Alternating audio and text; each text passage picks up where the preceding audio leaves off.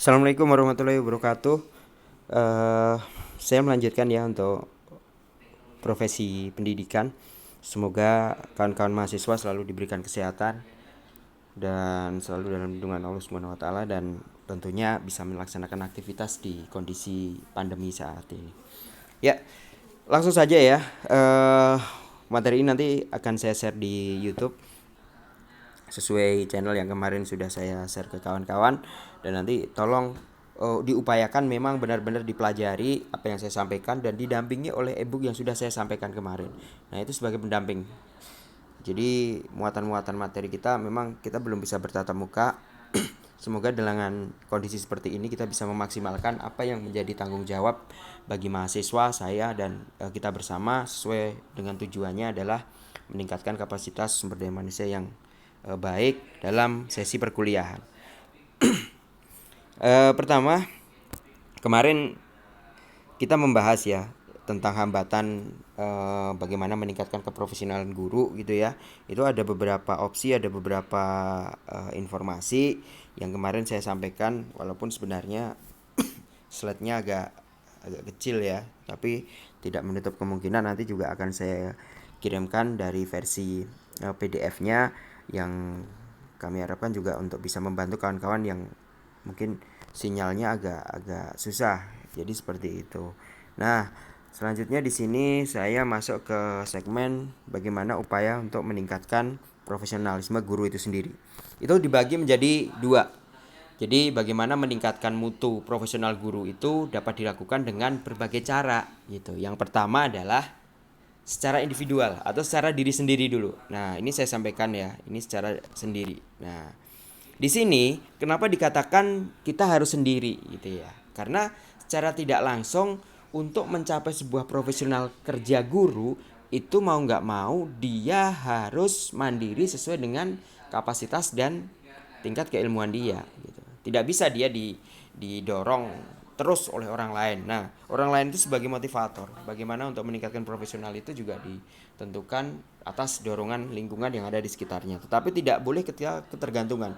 Masa kita ingin meningkatkan profesional guru, kita ingin menjalankan grade kita atau meningkatkan kepangkatan kita andalkan orang lain gitu. Kita kan nggak bisa seperti itu. Nah, oke, dari sendiri ini kita bisa ketahui bagaimana proses belajar secara umum, nah kegiatan-kegiatan mandiri dan lain sebagainya. Nah, di sini yang saya tekankan adalah bagaimana, jadi menekankan bagaimana pengetahuan-pengetahuan yang berhubungan dengan proses belajar secara umum itu sendiri. Nah, yang poin proses belajar secara umum ini akan memberikan informasi dan komunikasi yang lebih intensif, misalnya pengetahuan tentang proses belajar mengajar. Oh, proses belajar mengajar. Nah, di sini informasinya adalah apa? Nah, jadi informasi proses belajar mengajar ini akan meningkatkan tugas keprofesionalismenya. Kalau dia proses belajar mengajarnya itu bisa berjalan dengan baik sesuai jadwal yang sudah ditentukan, indikasi kedisiplinan proses pembelajarannya dilakukan oleh guru itu baik, itu juga akan memberikan dampak terhadap penguatan secara emosional. Nah, sehingga siswa itu atau peserta didik itu akan mengetahui bagaimana, oh, guru saya ini memang serius dalam sesi mengajar. Dia bertanggung jawab, tidak memanfaatkan situasi. Nah, ini penting. Jadi menekankan dan mempelajari secara kontinu pengetahuan-pengetahuan yang berhubungan dengan teknis ya. Teknik atau cara atau proses belajar mengajar secara umum itu sendiri. Nah, itu. Terus yang kedua berkaitan dengan bagaimana mencari spesialisasi bidang keilmuan yang diajarkan. Ya. Jadi spesialisasi keilmuan berkaitan di sini kegiatan-kegiatan mandiri ya, relevan berkaitan dengan keprofesian itu sendiri. Nah, di sini kita bisa secara spesialisasi bidang ilmu yang diajarkan itu harus memang namanya orang dia punya basic bahasa Indonesia, dia dipaksakan untuk ngajar bidang lain. Kalau menurut saya pesan kepada kawan-kawan semua, misalkan jangan sampai kita kita terlalu fokus di bidang ilmu yang lain. Terus yang selanjutnya di sini metodologi sesuai dengan kebutuhan pengajaran. Nah, metodologi ini jadi bagaimana kita mengembangkan materi dan metodologi yang sesuai dengan kebutuhan pengajaran itu sendiri. Namanya kita melakukan pengajaran dalam sebuah konsep kemasannya, pengajaran itu tidak bisa kita semerta-merta ini ada materi diserahkan ke siswa suruh baca dan sebagainya, itu enggak, itu bukan sebuah tanggung jawab kita di sekolah gitu ya. Oke lah kalau untuk perguruan tinggi secara mandiri kedewasaan mahasiswa itu tinggi, tapi kalau untuk sekolah itu belum bisa, dia harus kita dampingi, minimal kita harus kasih pemahaman, kita berikan penguatan, terus akhirnya kita tahu kondisi siswa itu sendiri menentukan cara mengajar kita, yaitu metodologinya. Mau kita apakan sih di kelas itu gitu. Nah, seiring berjalannya waktu kita berkembang, akhirnya kawan-kawan guru yang profesional itu menciptakan karya ilmiah dalam bentuk penelitian tindakan kelas yang itu mendukung dalam peningkatan kapasitas keprofesionalan. Misalkan untuk meningkatkan mutu kualitas sumber daya manusianya, yaitu dengan mengeluarkan jurnal-jurnal ilmiah, menulis buku biografi, terus menuliskan bagaimana metodologi pembelajaran yang dilakukan oleh guru dan sebagainya. Nah, itu penting. Nah, dalam mendukung metodologi mengembangkan materi ini, nah di sini juga kita diharapkan bisa melakukan kegiatan-kegiatan mandiri yang relevan dengan tugas keprofesian. Kegiatan mandiri yang relevan ini seperti apa? Nah, di sini kegiatan mandiri yang akan kita laksanakan itu harus basisnya adalah basis keilmuan yang kita punya. Tadi berulang-ulang saya tekankan, kalau disiplin ilmu kita di salah satu bidang, nggak saya sebutkan ya, karena mungkin misalnya bahasa Indonesia atau apa gitu. Nah, ya kita harus fokus ke situ gitu. Nah, kegiatan-kegiatan mandirinya ya memang harus berkembang kreatif gitu. Kalau misalkan ada di bahasa Indonesia, guru itu menciptakan komunitas atau mendirikan sanggar apa ya, misalkan sanggar tari atau sanggar puisi gitu ya, atau membuka pelatihan broadcasting atau penyiaran gitu. Wah, ini kan agak nyambung gitu ya. Nah, itu berkembang, prosesnya berkembang. Nah, makanya peningkatan profesional peningkatan profesional guru ini itu memang sangat didukung oleh kapasitas bagaimana diri kita sendiri bisa melaksanakan itu dan bisa untuk memberikan peningkatan kualitas pembelajaran kepada siswa kita. Selanjutnya secara bersama-sama dapat dilakukan. Nah, ini dilakukan dengan siapa gitu ya. Nah, saya terangkan mengikuti berbagai bentuk penetapan dan lokakarya.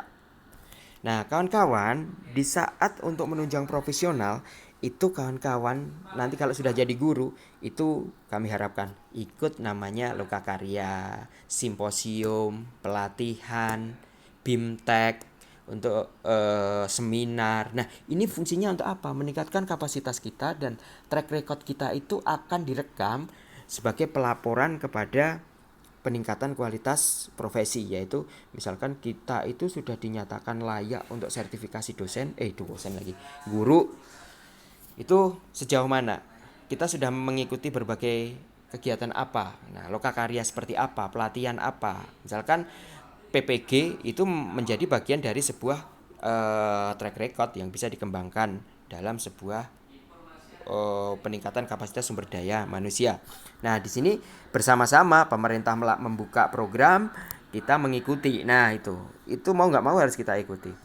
Lalu selanjutnya adalah nah, jadi mengikuti program pembinaan. Pembinaan ini banyak sekali ya, misalkan sertifikasi, program akta, dan kegiatan lain sebagainya. Dengan upaya untuk meningkatkan profesionalisme guru yang ditempuh oleh pemerintah itu boleh. Jadi pemerintah mencanangkan atau membangun program, membuat program ya, membangun program itu beda, itu namanya informasi lain. Nah, membuat program pembukaan PBG, kelas PBG untuk di perguruan tinggi IKI PGRI Pontianak, amin. Nah, ini kalau kita punya kesempatan kita harus ikut. Apakah kita pakai hibah dari pemerintah ataupun kita dari diri sendiri. Nah, baik itu dari pemerintah, instansi pendidikan, atau para guru itu sendiri yang ingin inisiasi, ingin ikut. Nah, ini bebas. Makanya bersama-sama berkolaborasi. Misalkan ada penyedia, ada segmen yang ingin ikut. Jadi seperti itu.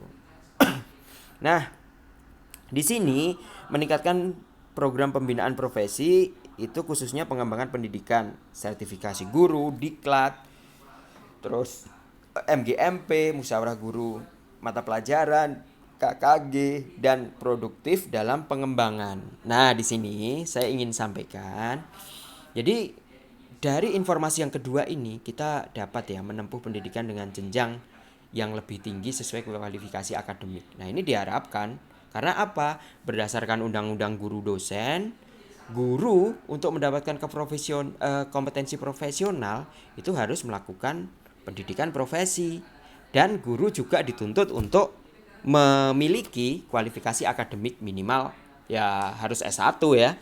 Atau kalau D4 sih udah jarang sih menurut saya. Jadi seperti itu. Nah, jadi apabila pada saat sekarang ini perkembangan dunia pendidikan yang mungkin sudah cukup lumayan luar biasa cepatnya ya, baik itu tentang manajemennya, sistem pendidikannya semakin meningkat. Nah, ini menuntut kompetensi guru juga harus bisa mengikuti perkembangan itu gitu. Nah, segmen guru sekarang kan harus mengikuti alur anak-anak sekarang ya, anak-anak kekinian ya, itu luar biasa. Terutama bagaimana meningkatkan mutu sikapnya, etikanya. Nah, itu penting. Dengan melanjutkan tingkat pendidikan, diharapkan guru dapat menambah pengetahuan tentunya dan memperoleh informasi-informasi yang lebih up to date atau lebih baru, khususnya dalam pendidikan. Jadi sehingga guru tersebut dapat mengetahui ya perkembangan ilmu pendidikannya itu sejauh mana itu bisa ditelaah. Nah, ini penting. Nah, ini saya sedikit bercerita tentang informasi sertifikasi guru gitu ya. Melalui program sertifikasi guru ini, salah satu upaya untuk meningkatkan profesional guru tersebut yaitu melalui sertifikasi, di mana sertifikasi itu tercermin adanya suatu uji kompetensi, uji kelayakan. Kenapa kita harus melakukan sertifikasi guru? Yaitu tadi, uji kelayakan, uji kepatutan, uji kepatuhan yang dijalankan seseorang sesuai dengan bidang keilmuan dia. Sehingga kriteria-kriteria yang ideal yang dicapai, yang ditetapkan itu tercapai karena sudah diujikan di sertifikasi itu. Nah, dengan ada sertifikasi guru, ini bagaimana untuk memacu semangat guru-guru yang akan memperbaiki dirinya dalam segi kompetensi sumber daya manusia, kualitas ilmu, profesionalisme, khususnya adalah di bidang pendidikan sesuai dengan ilmu bidang masing-masing. Nah, terus yang selanjutnya diklat. Diklat tuh banyak ya, pelatihan-pelatihan bagi guru itu sekarang banyak sekali. Di perguruan tinggi pun sering mengadakan seminar-seminar, pelatihan. Kalau mohon maaf ya, saya izin, kalau misalkan saya dosen geografi, diklat yang diselenggarakan adalah pelatihan proses pembuatan aplikasi, pembuatan peta menggunakan aplikasi GIS gitu ya. Itu perguruan tinggi mengadakan, saya ikut, dapat lisensi pelatihan, dan itu bisa saya gunakan untuk melatih guru-guru yang lain dalam forum MGMP misalkan seperti itu. Nah, diklat dalam pelatihan itu merupakan salah satu teknik ya pembinaan untuk menambah wawasan. Jadi memang untuk meningkatkan wawasan itu kita memang harus mengikuti diklat atau pengetahuan guru itu sendiri. Nah, kegiatan diklat atau pelatihan, jadi diklat itu bisa disebut diklat itu sendiri, bisa disebut pelatihan. Perlu dilakukan oleh guru. Jadi mau nggak mau dengan diikuti usaha tindak lanjut untuk menerapkan ya bagaimana hasil-hasil diklat itu dan pelatihan itu bisa ditransformasikan baik ke siswa maupun ke kolega atau guru-guru yang lain gitu ya. Kalau kita sudah punya lisensi pelatihan, kita memahami sebuah bidang keilmuan dengan lisensi sertifikat legalitasnya bagus, itu kita bisa diundang nanti oleh forum guru-guru atau sekolah untuk bisa berbagi atau sharing ilmu. Luar biasa kan? Ya, indahnya berbagi di dunia pendidikan ya seperti ini gitu ya. Nah, selanjutnya Ada namanya kalau di kegiatan-kegiatan yang dilakukan oleh guru itu selain diklat, sebenarnya ini nggak saya masukkan di situ ya. Itu namanya GGM atau gerakan guru membaca misalkan. Nah, gerakan guru membaca. Ya, ilmu kita itu kan ditopang bagaimana literasi kita itu atau kualitas literasi kita itu berkembang gitu ya. Nah, contoh ini sedikit aja. Guru kalau dalam gerakan guru membaca ini ya guru hendaknya mempunyai kesadaran yang pentingnya membaca untuk mengembangkan wawasan dan pengetahuannya. Jadi tidak lucu bukan kalau guru itu menyuruh murid-muridnya rajin membaca. Ayo kalian harus giat membaca, baca dulu sebelum ketemu dosen misalnya, sebelum ketemu guru, mohon maaf. Tapi kalau gurunya aja enggan untuk membaca, apa boleh buat? Tong kosong ya namanya ya. Nah, kita sebagai guru harus lebih serba tahu ya dibandingkan peserta didik. Untuk itu perlu digalakkan gerakan guru membaca, gerakan siswa membaca di sekolah. Ini kan opsi, strategi kita bagaimana membangun literasi di sekolah, ya enggak? Nah, dalam hal ini guru bisa memanfaatkan buku-buku atau media massa yang tersedia di perpustakaan, baik itu secara digital, internet, e-book, dan lain sebagainya. Terus memanfaatkan buku-buku media massa di perpustakaan luar sekolah, perpustakaan daerah, itu ya, toko buku, itu rekomendasi ya, juga dapat mengakses internet yang berhubungan dengan spesialisasinya atau pengetahuan umum yang dapat menambah wawasannya itu sendiri. Jadi itu salah satu strategi ya, bagaimana gerakan guru membaca, gerakan siswa melek buku misalkan kayak gitu. Banyak sih opsinya. Ini ada strategi supaya konsistensi profesional kerja guru itu bisa terakomodir dengan baik. Nah, selanjutnya melalui organisasi KKG ya. Jadi KKG itu ada kelompok kerja guru. Nah, di situ wadah ya sebenarnya ya. Kalau kita MGMP kan cakupannya bidang keilmuan ya. Nah, kalau ini salah satu wadah tempat yang dapat digunakan untuk membina sebenarnya. Jadi untuk membina, untuk meningkatkan profesional guru itu sendiri. Baik itu biasanya guru sekolah dasar itu banyak ya. Tapi guru bidang ilmu pun juga kadang sering melaksanakan itu. Nah, di sini wadah KKG itu juga kerja sama guru-guru dengan berbagai guru yang lain yang berkaitan dengan kemampuan profesional. Dalam hal ini, bagaimana merencanakan, guru itu merencanakan, melaksanakan, dan menilai kemajuan muridnya.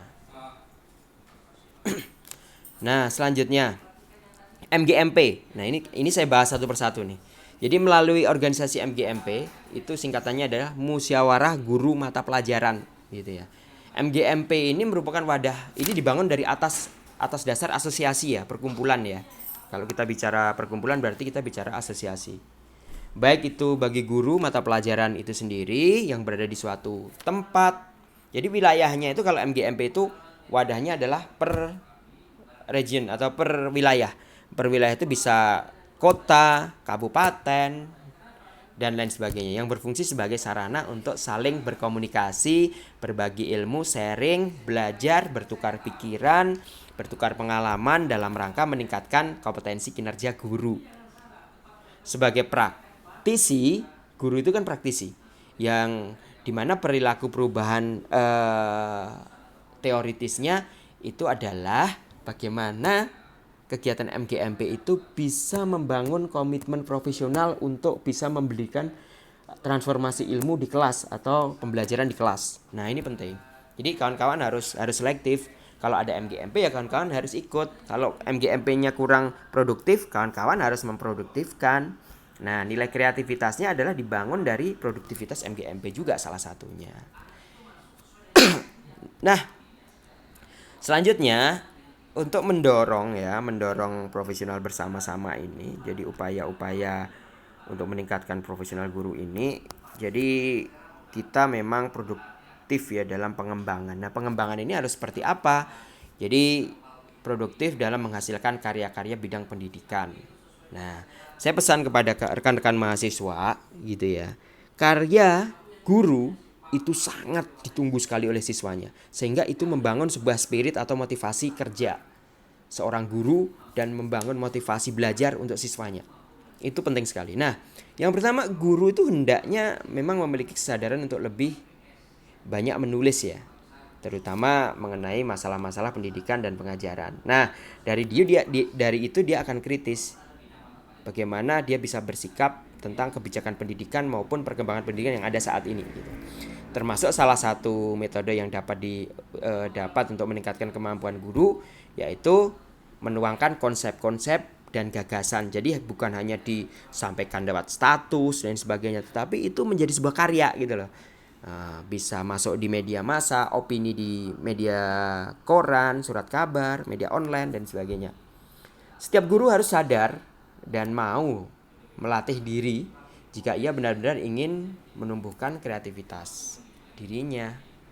Ya bisa contohnya melalui karya tulis. Misalkan tadi saya sampaikan ada PTK, bahan ajar, artikel, atau malah akan lebih bagus menggunakan atau menghasilkan karya dalam bentuk haki buku ya. Nah, buku itu luar biasa. Itu guru-guru yang memang profesionalnya yang ditunggu-tunggu oleh berbagai elemen, dan di situ bisa jadi masuk dalam kategori guru berprestasi. Jadi seperti itu. Nah, itu penting, perlu saya sampaikan. Baik. Ternyata kalau ngomongnya saya tuh ngikutin durasi waktu ya, karena kita rekam makanya saya juga kejar orientasinya. Jadi kawan-kawan nanti kalau memang belum paham, di flashback lagi, dibaca lagi atau didengarkan lagi apa yang saya paparkan, karena sifatnya ini pemaparan supaya juga tidak memakan waktu yang begitu lama. Makanya bukan saya ingin cepat, tetapi lugas saja supaya nanti informasinya juga mengena ke kawan-kawan gitu. Nah, untuk meningkatkan produktivitas dalam pengembangan ini juga kita diharapkan otoritas profesional guru itu ada gitu ya. Jadi kenapa guru dianggap sebagai suatu profesi bila mana ia memiliki pernyataan yang dasar. Pernyataan dasar yang seperti apa? Contohnya keterampilan teknik serta didukung oleh sikap kepribadiannya. Jadi dia punya keterampilan secara teknis, tetapi secara kepribadian atau sikap kepribadiannya ada, dan itu dinyatakan lebih elegan. Jadi seperti itu. Ingat ya, orientasi profesional guru itu bisa ditunjang dari berbagai segmen atau elemen yang salah satunya adalah teknis itu, dan didukung oleh sikap kepribadiannya. Jangan sampai sikap kepribadiannya malah hilang, kita lupa akan hal itu sehingga tidak bisa mendidik dengan baik. Nah, kompetensi profesional itu apa sebenarnya dalam orientasi profesi guru. Nah, kompetensi profesional yang kita inginkan supaya produktivitas dalam pengembangan ini bisa berjalan, yaitu kita harus memiliki pengetahuan yang luas. Tadi kan gerakan membaca gitu misalkan ya. Nah, di sini pengetahuan yang luas ini akan mempermudah kita dalam mekanisme proses pembelajaran atau cara ngajar kita gitu. Sehingga akan diajar apa yang akan kita ajarkan pun kita akan juga secara otomatis bisa menguasai metodenya. Kita melihat situasinya siswa, karena kita sudah siap mau ngajar, itu sudah siap, kita tahu gitu. Untuk memiliki pengetahuan konsep maupun mampu memiliki metode yang bagus, yang kuat, itu juga menggunakan beberapa proses belajar yang mengajar di kelas. Pengalaman kerja kita di kelas itu akan kita rekod dan kita akan evaluasi sehingga kita bisa menentukan bagaimana mengembangkan produktivitas ini dalam pengajaran ini bisa berjalan dengan baik sesuai dengan pengalaman di saat kita ngajar. Nah, selanjutnya kita juga memerlukan adanya kompetensi personal ya, bagaimana secara personal diri kita itu memiliki sikap pribadi yang harus mantap dulu. Kayak jargonnya IKIP ya, mantap ya. Ya memang benar ya, karena kita rata-rata lulusan keguruan. Nah, harus memiliki kepribadian yang patut diteladani. Contoh, saya ingatkan, guru itu harus, istilah falsafah Jawa itu, digugulan ditiru, dicontoh dan ditirukan. Wah, luar biasa. Itu dari apa? Inner beauty gurunya gitu ya, dari kepribadian gurunya gitu. Kalau guru sudah tidak bisa memberikan contoh yang bagus, ya saya yakin mindset perjalanan siswanya juga tidak akan bagus. karena dia akan mengikuti induknya gitu ya. Nah, bagaimana daya dukungnya sebagai kompetensi sosial dalam mendukung pengembangan produktivitas dalam pengembangan itu sendiri. Itu bagaimana secara sosial kompetensi kita itu akan diuji bagaimana menunjukkan kemampuan berkomunikasi. Guru itu harus pandai berkomunikasi. Nah, baik dengan murid-muridnya maupun dengan sesama guru, dengan kepala sekolah, dengan kolega guru, dengan forum kegiatan-kegiatan yang diikuti. Makanya sering-seringlah kalau menjadi guru itu mengikuti kegiatan-kegiatan yang sifatnya meningkatkan mutu profesional dan melibatkan banyak orang. Dan kalau bisa memang ikut suatu organisasi, asosiasi, itu penting sekali. Wacana itu bagaimana dalam mengembangkan sebuah keprofesionalan guru itu akan diperoleh. Jadi inilah memang kalau kita ingin ideal untuk perfect menjadi guru itu kan istilahnya profesional ya. Itu memang banyak hal yang harus kita hadapi dan kita harus disiplin dengan kinerja kita. Itu yang perlu saya kuatkan. Nah, dari dua hal ini bisa saya gambarkan secara lisan tadi. Kawan-kawan juga bisa merekamnya, bisa mendengarkannya, dan harapan saya apa yang saya sampaikan ini sambil dicatat gitu ya. Jadi apapun nanti dalam ujian dan sebagainya ini muncul, dan ini juga secara emosional menjadi pegangan kawan-kawan di saat nanti jadi guru gitu. Boleh diterapkan di saat jadi guru kalau ingin kawan-kawan menjadi guru yang benar-benar profesional. Nah, dalam usaha mengembangkan manusia di Indonesia ini, bagaimana guru itu adalah perangkat pelaksana yang terdepan loh ya. Bagaimana laju perkembangan 50 tahun ke depan generasi kita itu juga kita tentukan dari sekarang juga, dari bagaimana cara kita mengajar. Jadi seperti itu. Salah satu syarat yang dibutuhkan untuk menemukan otoritas profesional ini adalah bagaimana memahami untuk kemudian meningkatkan paradigma lama dalam melakukan pola pembelajaran. Jadi kita melihat pembelajaran yang sebelumnya zaman saya kecil itu seperti apa dan menjadi evaluasi sekarang di saat kita menjadi guru. Nah, luar biasa itu. Nah, lebih dari 15 tahun loh ya. Jadi para guru di seluruh dunia itu terbuai dengan teori. Teori itu bisa, kalau istilahnya namanya teori behaviorisme. Nah, teori-teori di pendidikan itu berusaha mencoba mengubah tingkah laku. Tapi kalau kawan-kawan hanya mengikuti alur saja, tidak ada sebuah dampak keinginan untuk berubah, ya nanti perkembangan generasi kita di Indonesia ya akan tertinggal terus gitu. Secara intrinsik memang proses belajar mengajar dalam behaviorisme itu terpaku pada masalah-masalah yang kompleks dan tak terpecahkan. Asumsinya memang terlalu mengeneralisasi masalah atau menyederhanakan masalah pembelajaran itu semakin spesifik. Oke. Nah, ini saya tambahkan juga dalam konten ini, dalam upaya-upaya meningkatkan profesionalisme guru ini, itu di dunia pendidikan itu sudah berkembang sedemikian pesat ya. Jadi otoritas guru itu juga pada teori behaviorisme, saya menyinggung sedikit ya di materi belajar, strategi belajar mengajar ya. Itu memang pendekatan yang lebih menghargai kepada kapasitas akademis guru dan siswa secara bersama. Jadi guru itu kapasitasnya dihargai, siswa juga kapasitasnya dihargai. Ya insya Allah itu akan memberikan kenyamanan dalam proses belajar mengajar.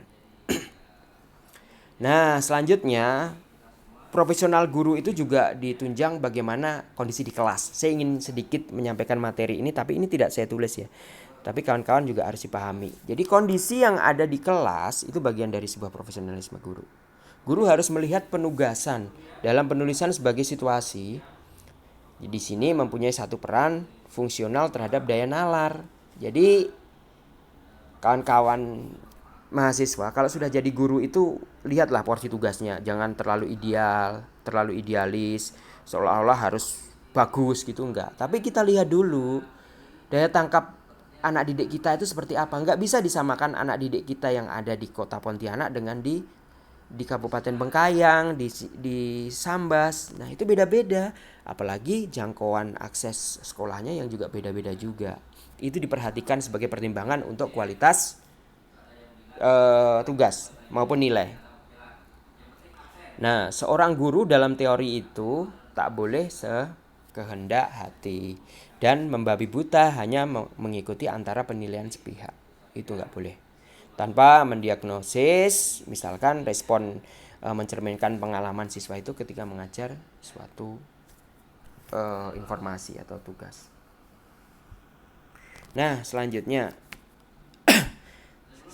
dalam meningkatkan profesionalisme guru ini, produktivitas dalam pengembangannya adalah bagaimana kode etik. Berarti kode etik guru itu juga harus ditentukan. Contohnya melakukan suatu kegiatan atau pekerjaan. Kode etik itu dijadikan bagaimana sebuah mekanisme proses pembelajaran itu memberikan dampak supaya siswa juga memahami bagaimana bertata krama, sopan santun kepada orang lain, dan guru itu bisa tenggang rasa, juga disiplin, itu ada porsinya masing-masing. Nah, secara fungsi, kode etik guru itu akan ditentukan agar guru memiliki pedoman dan arah yang jelas dalam melaksanakan tugasnya. Terus selanjutnya, guru juga bertanggung jawab atas profesinya gitu. Secara tidak langsung, kalau dia tidak bertanggung jawab dengan profesinya, pasti dia akan mengembangkan dengan memberdayakan keilmuan-keilmuan yang lain gitu, membantu. Akhirnya dia tidak fokus kan. Nah, ini juga menjadi masalah.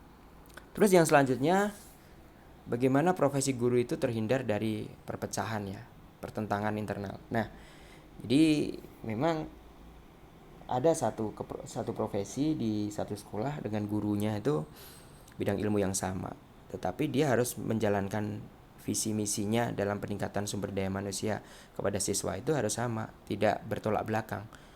Gurunya misalkan bahasa Indonesia 2 di situ, tapi dia bertolak belakang masalah keilmuan untuk disampaikan kepada siswa, ya itu akan mempengaruhi dengan tingkat pemahaman siswa di sekolah. Nah, selanjutnya di situ peningkatan kualitas dan kuantitas pelayanannya. Sebagai guru juga kita harus bisa memberikan pelayanan yang bagus sesuai dengan apa yang diharapkan oleh siswanya. Porsi kita adalah memberikan sebuah peningkatan sumber daya manusia, misalkan peningkatan materi, ya kita profesional. Misalkan konsisten dalam memberikan informasi materi-materi yang ada. Jangan sampai hanya memberikan materi dalam 1 minggu terus tidak ada pertemuan lagi selama 2 minggu. Wah, itu luar biasa. Jadi akan ibaratnya terhalang lah informasi-informasinya kepada siswa nanti dan terkendala. Oke, nah itu di upaya untuk meningkatkan profesionalisme guru ya. Dan saya lanjutkan ke kompetensi guru profesional. Nah, di sini ada kompetensi guru profesional. Jadi ada beberapa item, di antaranya adalah kompetensi profesional, kompetensi personal, kompetensi sosial, dan kemampuan memberikan layanan. Nah, di sini kompetensi profesional di dalam guru atau dalam pelaksanaan pembelajaran di sekolah dan sebagainya yang dimiliki oleh guru itu memiliki arti bagaimana memiliki pengetahuan yang luas serta dalam bidang studi akan diajarkan dan penguasaan metode yaitu memiliki pengetahuan konsep. Makanya konsep dasarnya memang harus tahu dulu dan mampu memiliki metode yang tepat serta mampu menggunakan berbagai metode dalam proses belajar mengajar. Tadi saya sampaikan bagaimana penguasaan tingkat pengembangan guru itu juga ditentukan dengan berbagai kompetensi ini. Makanya dalam sebuah proses belajar mengajar, metode yang dilaksanakan oleh guru itu juga bisa dipelajari dari situasi siswa yang ada di kelas itu sendiri. Bagaimana tingkat kemampuannya, bagaimana kondisi lingkungan sekolahnya, lingkungan kelas, fasilitas penunjang dan sebagainya. Makanya kepekaan secara profesional juga harus ada. Nah, inilah daya dukung sebagai kompetensi profesional guru. Nah, selanjutnya kompetensi personal. Nah, ini lebih cenderung ke sikap ya sebenarnya.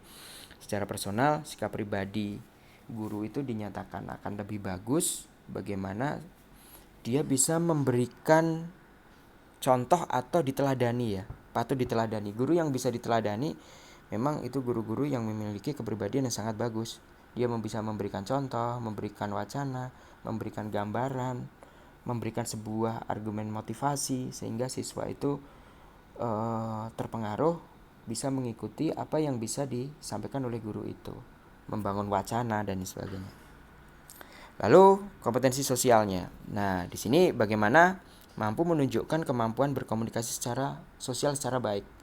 Guru juga harus dibekali bagaimana cara dia bisa mengajar dan bisa membangun komunikasi dengan baik. Makanya tadi di organisasi-organisasi asosiasi itu juga perlu diikuti selain untuk meningkatkan kapasitas sumber daya manusia, keprofesional guru itu sendiri, tetapi dia untuk melatih bagaimana dia itu berkomunikasi sosialnya itu bisa dilatih dari aspek-aspek itu dengan berbagai kegiatan yang sifatnya menunjang peningkatan kapasitas keilmuan guru itu.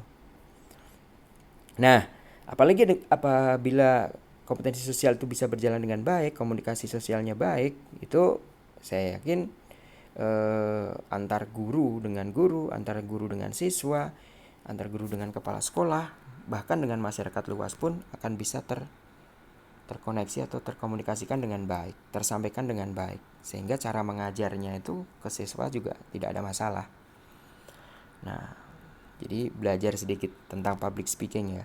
Jadi seperti itu. Kemampuan memberikan layanan. Nah, guru itu sebagai pelayan akademisnya memang mengutamakan nilai kemanusiaan ya. Dan itu daripada nilai benda atau material. Jadi karena guru itu yang dihadapi siswa dalam kesehariannya, pasti dia secara profesional akan berbicara bagaimana saya bisa memberikan dampak perubahan kepada siswa tersebut, baik itu secara nilai, secara attitude-nya, dan sehingga harapan guru adalah harapan besar guru di situ mengalami perubahan dan kesuksesan dari si peserta didik ke depannya, beberapa tahun ke depan. Nah, itu kan aset yang sangat luar biasa. Makanya jangan semena-mena di saat kita mengajar juga kita seenaknya sendiri. Itu akan memberikan dampak yang tidak bagus kepada siswa atau generasi yang akan datang. Bagaimana generasi yang akan datang itu kita bisa kelola dengan baik apabila kita bersama-sama memang saat ini juga memberikan suri teladan yang bagus kepada peserta didik kita. Kita benar-benar profesional. Empat kompetensi ini kita laksanakan. Baik kompetensi profesional, kompetensi personal, kompetensi sosial maupun kemampuan memberikan layanan. Nah, ini menjadi prioritas di saat rekan-rekan mahasiswa nanti kalau mau fokus di keguruan, harapan saya sih bisa kembali ke daerahnya masing-masing dan bagaimana membangun daerahnya dengan berbagai segmen di dunia pendidikan, khususnya menjadi seorang guru. Nah, mungkin ini yang bisa saya sampaikan. Tolong difahami untuk materi yang ini benar-benar dipahami, dicatat, dan semoga aja kondisi pandemi ini cepat lewat ya. Dan kita nanti ketemu, kita akan nge-review bersama apa yang sudah dipelajari oleh kawan-kawan, dan nanti ada informasi-informasi yang penting yang memang perlu ditanyakan, nanti kita akan share di WA group ataupun di Google Classroom. Dan nanti kita akan pandu, dan mohon maaf akan saya pandu bagaimana mekanisme tentang pertemuan yang keberapa ya nih. Ya, pertemuan dengan materi ini. Mungkin ini yang bisa saya sampaikan. Kayaknya udah banyak banget ya informasi, daripada nanti terlalu banyak kita sedikit demi sedikit, yang penting kita bisa pahami bersama ya. Mungkin itu, terima kasih. Kita masuk ke kompetensi guru profesional sama unsur ya, upaya untuk meningkatkan bagaimana guru itu bisa profesional dalam kerja. Sekian, assalamualaikum warahmatullahi wabarakatuh.